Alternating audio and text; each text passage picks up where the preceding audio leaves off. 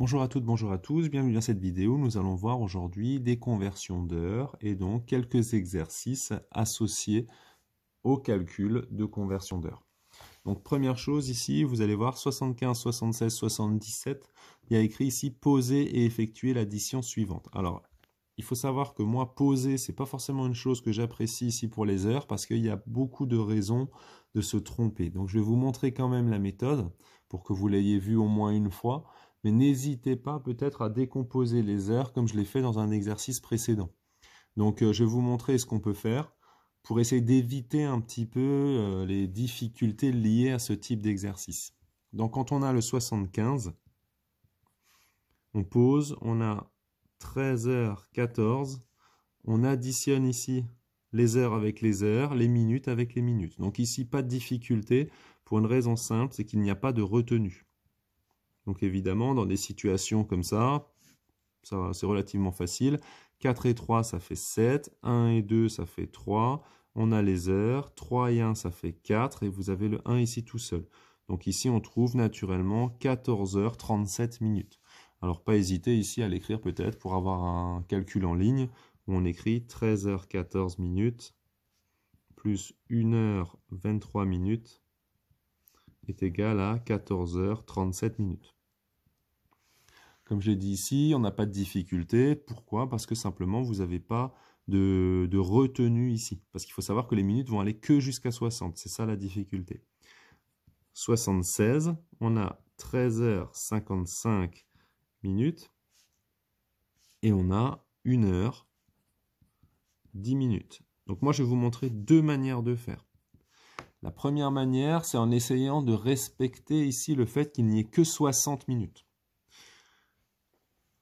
Si on a 5 et 0, ça fait 5. 5 et 1, ça fait 6. Mais nous, on sait qu'on ne peut pas avoir 60 minutes. Donc, plutôt que d'aller jusqu'à 10 pour avoir la retenue, on va seulement jusqu'à 60. Donc, on met 0 ici et on retient 1.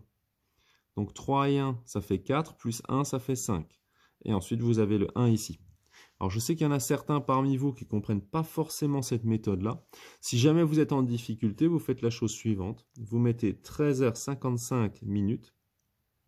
Vous additionnez ici votre 1h10 minutes. Vous ne vous souciez pas du fait qu'il y ait des retenues impossibles ou des choses comme ça. Vous faites 5 et 0, 5. 5 et 1, 6. 13 heures plus 1 heure, ça fait 14 heures. Et donc, vous avez 14 heures et encore 65 minutes. Sauf que ce 65 minutes, donc si on fait comme on l'avait mis dans un exercice à la séance précédente, on peut écrire que c'est 14 heures plus 60 minutes, plus encore les 5 minutes. Et c'est là où les 60 minutes, ça fait 1 heure. Donc on a 14 heures plus 1 heure plus 5 minutes. 14 heures et 1 heure, ça fait 15 heures plus 5 minutes. Et donc ça fait 15h05. Alors ici, évidemment, j'ai beaucoup détaillé, mais on pourrait très bien imaginer trouver 14h65 et immédiatement écrire que c'est 15h et 5 minutes. Passons maintenant au 77. Donc au 77 aussi, ici, on est plutôt chanceux pour une raison simple, c'est qu'en fait, on n'a pas de problème de retenue, mais comme pour les précédents, c'est quelque chose que j'apprécie pas trop parce que c'est vraiment, il y a des risques d'erreur. Donc, on enlève 12h12. Donc, première chose, 5 moins 2, 3. 4 moins 1, 3. Alors, évidemment, certains ont fait comme ça, mais il y en a peut-être aussi qui se disent de 2 jusqu'à 4, il y a 2. De 1 jusqu'à 1, il y a 0. Donc, on trouve ici 2h33 minutes.